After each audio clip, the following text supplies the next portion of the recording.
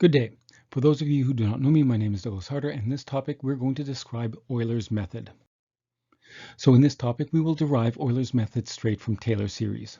We will look at how this technique is derived visually by looking at slopes.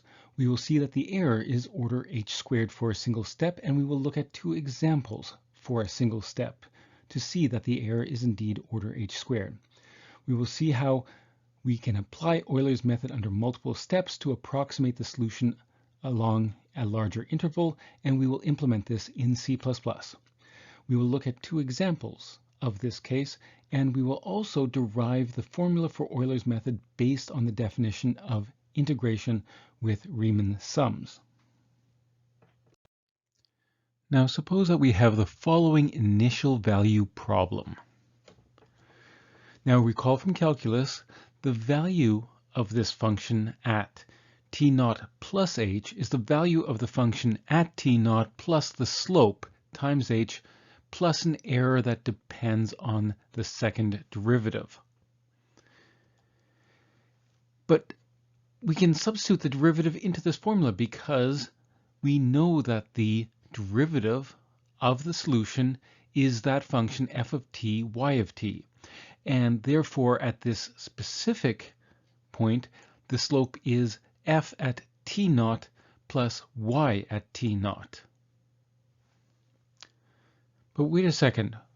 We also have the initial condition. We know that y at t0 is y0. So substituting in the initial condition, we have this formula here. This says that y at t0 plus h is our initial value y0 plus h times the function f evaluated at t0 and y0, both of which are given in the initial value problem description, plus an error that is order h squared. Consequently, we may approximate the value one time step into the future using these values given in the initial value problem, and the error is order h squared. Now visually, what are we doing here? Here we have an initial value problem with an initial condition y at 0 is equal to 1.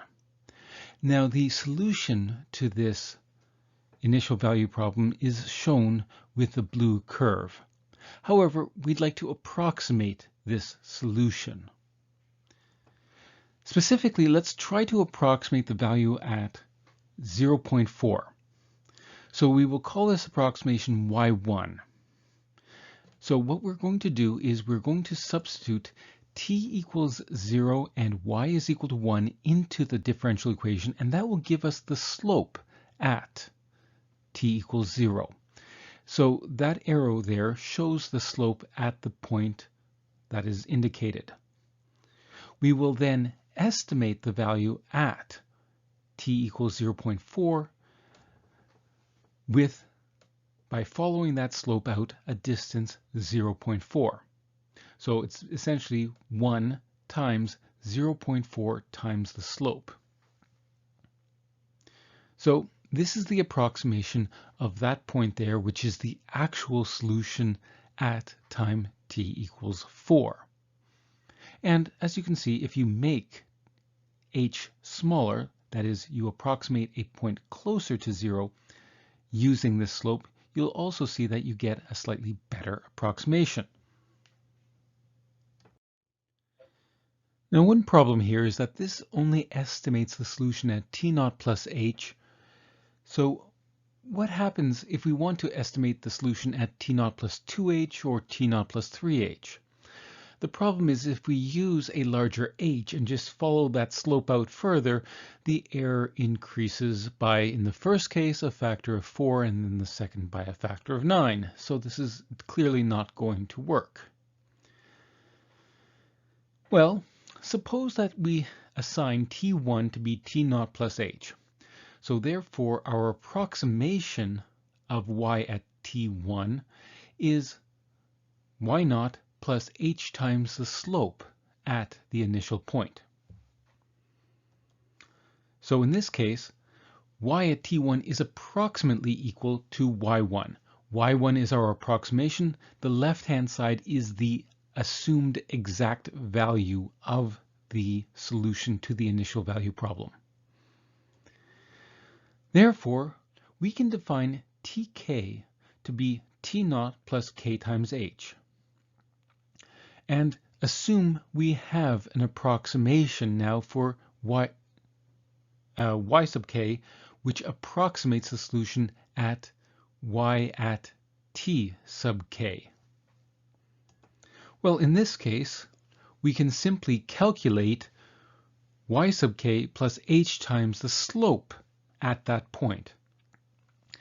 We will assign this to yk plus 1, and this will be our approximation of the solution at tk plus 1. All right, let's say, for example, we have the following initial value problem.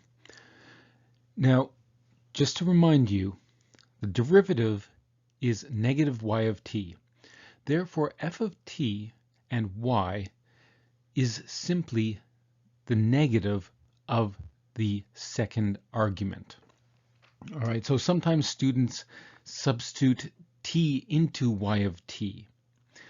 No, what you want to do right now is you simply want to think of f as a function of two variables. All right, in this case, let h equals 0.1. In that case, y at 0.1 is approximately y0 plus 0.1 times f evaluated at t0 and y0. And if we substitute those values in, we get 0.9. To approximate y at 0.2, we calculate y2, which is y1 plus 0.1 times the slope at t1, y1. Well, we substitute t1 and y1 into that expression, which is actually just negative y1. We get that the approximation is 0.81. And one third time, let's estimate the value at t equals 0.3. This will be y3, which is assigned the value of y2 plus 0.1 times the slope at t2, y2, which gives us the estimation of 0.729. Now, as you know from your calculus course, the solution to this initial value problem is e to the negative t, and the exact values, at least to 16 significant digits, at these 3 points are given here. And we can see that they're not great, but they're not that bad either. Notice also, if we just started with h is equal to 0.3, as opposed to h is equal to 0.1 and applying that 2 additional times, if we just started with h equals 0.3, our approximation of y at, or the solution at t equals 0.3 would be 1 minus 0.3, or 0.7. Well, 0.729 is again a much better approximation than 0.7. Thus, we can repeatedly approximate the solution at successive points at 0.1, t equals 0.2, 0.3, 0.4, all the way up until the last point we require, say 4.0. So given the initial value, we use the slope to estimate the value at t equals 0.1. Given that estimate and the slope at that point, we estimate the value at t equals 0.2, and we do this for all subsequent points, thereby approximating the solution at all of these values. If we wanted to estimate the value of the function at a point intermediate to these points, we would use a cubic spline. Now, let us observe that the error is actually order h squared. What we're going to do is we're going to look at two different initial value problems, and we will approximate y at t0 plus h for successively smaller values of h. All right, here's our simple initial value problem, and we start off with h is equal to 2 to the negative 1. There's the exact value. There's our approximation. The error, an estimation of the error based on the Taylor series evaluated at 0. Remember, the Taylor series is actually, that error term is evaluated at some tau, but we don't know what tau is, so we're just going to use 0. And so that's not a great approximation. If we let h is equal to 0.25 or a quarter, we get a better approximation. The approximation now has an error that has dropped to 0.0288, and our approximation of the error is actually also sort of close. The ratio of these two errors is 0.2704. So yes, the error seems to have dropped by approximately a quarter. We can do it again for 1/8. We get the approximation, we compare to the exact value, and we see that we are doing better. And again, having halved h, the error goes down by a factor of almost 4. We do this again for 4. Again, the error is dropping, and so on and so forth. And as we make h smaller and smaller, we are getting better and better approximations. And at each single step, the error is dropping by a factor of 4. So multiplied by a quarter.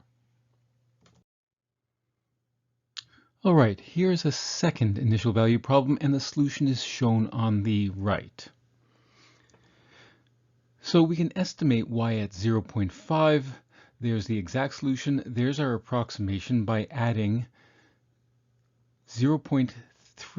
negative 0.3 divided by 2 onto the initial value, which is 1. The error is shown there, and even now, with this very large value of h, the approximation of the error isn't bad. If we divide h by 2, again, now we are approximating y at 0.25, so a point closer to the initial value. Notice that the error does go down. In fact, it seems to go down by approximately a factor of 4. And again, that is what the theory is predicting.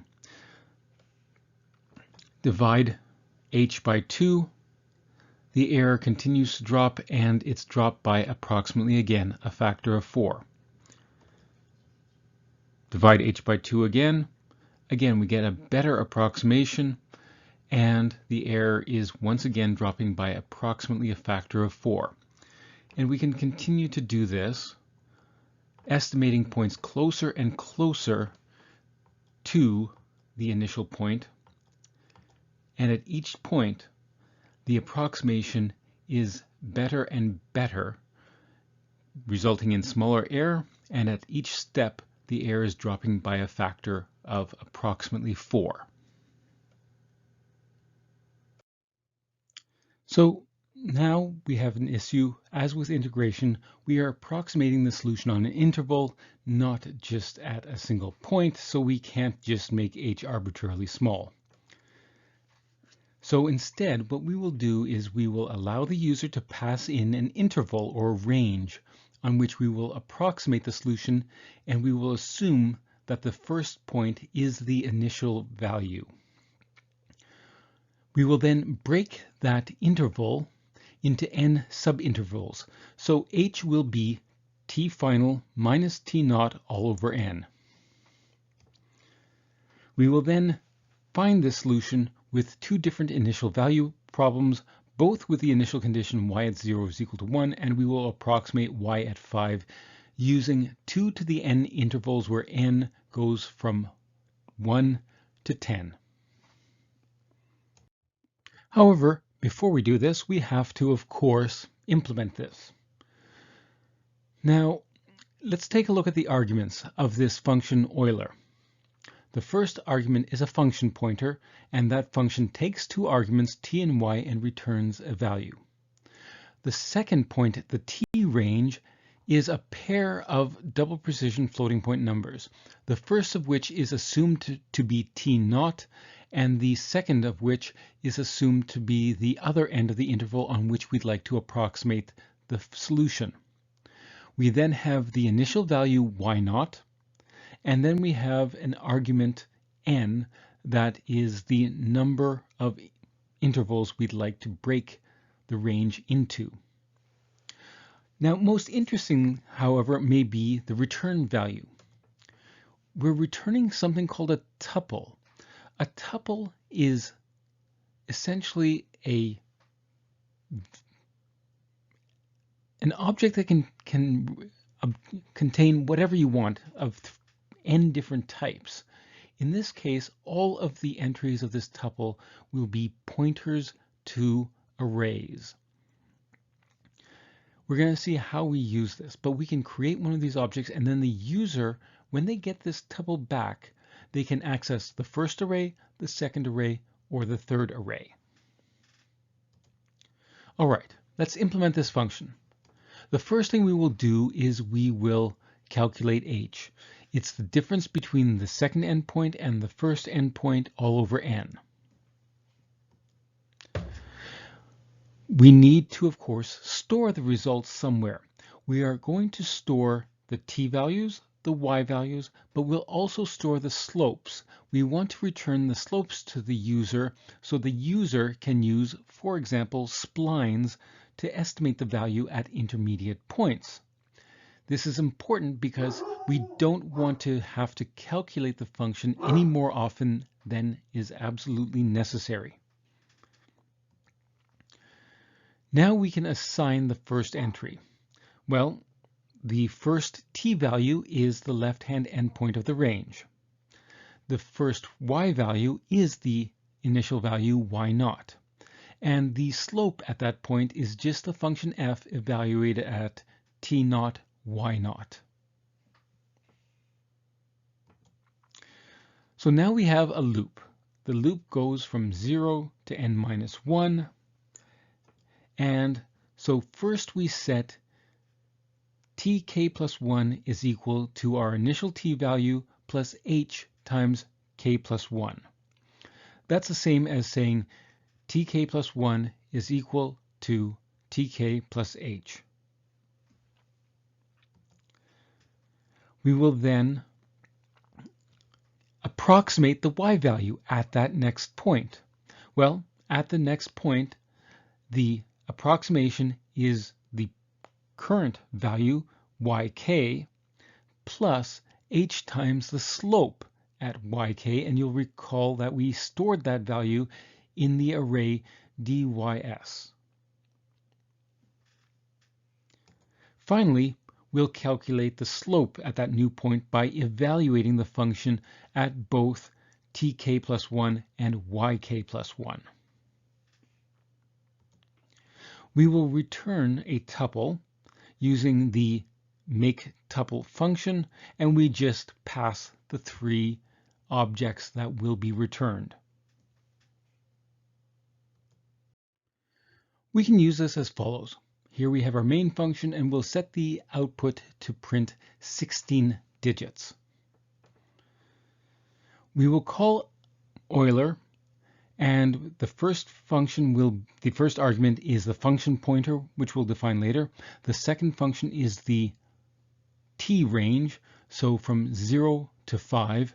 The next is y0, which is 1, and the final argument is the number of subintervals we will approximate the solution across. Notice that the type of the return value is auto. That means, hey, C++, you figure out what this type is, because after all, you know what the function Euler returns. We can now print out the estimate at the last entry by getting from the solution the second array. Remember that the first array was the t values, the second array was the y values, and the third array was the derivatives at those y values. So if we want to get our estimation at the last point, we will just get 1 on that tuple, and that will be the second array, and then we access the 100th entry of that array. Since we're done with it, we'll delete the 3 arrays since they were dynamically allocated, and we return 0. Here is the implementation of the function that was passed as a function pointer. So if our derivative was negative t squared y of t minus t plus 1 times y of t minus t plus 1, then this function would return negative t times y minus t plus 1 all times y minus t plus 1. All right, let us approximate the value of the solution to this initial value problem at 5 using the techniques we've described. Now, the exact solution to 16 significant digits at t equals 5 is shown below. If we have a very small number of points, like if h is equal to 2.5, you're not going to get a good approximation and the error will be huge. If even with 4 subintervals, so 1.25 as h, it's still not a very good approximation. The error has gone down, but this is not significant yet. Double the number of intervals again. Well, now the error is actually increased. However, after this point, if we keep doubling the number of intervals, the error starts to drop and we seem to converge onto the solution. And at every single step, you'll see that the error seems to be dropping not by a factor of 4, but by a factor of 2. With 512 intervals, we're doing pretty well, and once again the error is dropping by a factor of 4. Therefore, we should expect the error with the next approximation with 1024 intervals to be 0.00008. And that's pretty close to what it is. Again, the error is dropped by almost exactly 1/2. Let's approximate the solution to y at 5 for this initial value problem, the solution to which is shown here on the right-hand side, and the value of the solution at 5 to 16 significant digits is shown at the bottom. Of course, with a small number of intervals, the error is very large and continues to be very large. However, as we increase the number of intervals, the error begins to drop, and we note that as the number of intervals gets larger and larger, and therefore each h gets smaller by a factor of 2, the error seems to be dropping by 1/2. So we expect for 1024 intervals, or approximating at 1024 points together with the initial point, the error should now be 0.00225. And that's approximately what we get. And again, the error has dropped by approximately 1/2. So for the same reason that in integration, if we repeatedly apply, for example, the trapezoidal rule, for the same reason the error is dropped by a factor of h, that same issue occurs here. Given n intervals, at each step we have an introduced error, and that error accumulates. So thus, if we add up all of these errors, we would get this sum where each tau sub k lies somewhere between tk minus 1 and tk. Thus, we can rewrite this sum by factoring out an h squared over 2. Now let's multiply by 1. That is, we're going to multiply by n over n. We will leave an n outside and we will bring the 1 over n into the sum. Now, on the left-hand side of the sum, we have n times h squared. Well, h is equal to Tn minus T naught all over n. Therefore, n times h is Tn minus T naught. So we can replace the n times h squared with Tn minus T naught all times h.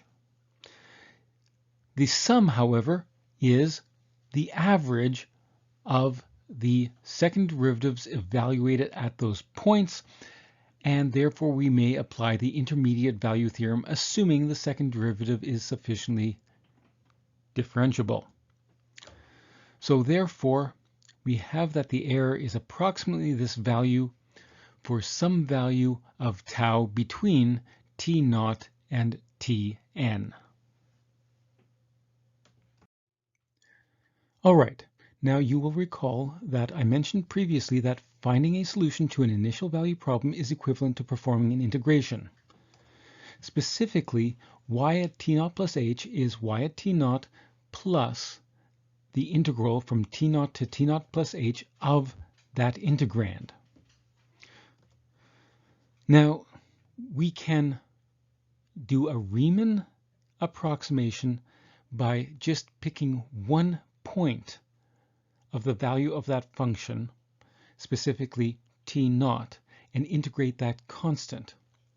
Well, in addition to the fact that we're substituting in t naught instead of an arbitrary tau, we also have that y at t naught is y naught.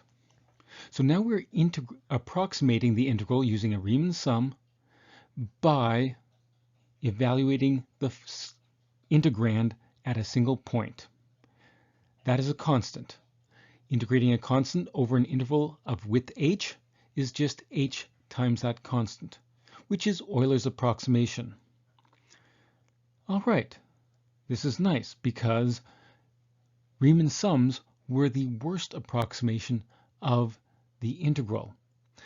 And we saw we had better approximations such as Hoyne's method and Simpson's rule.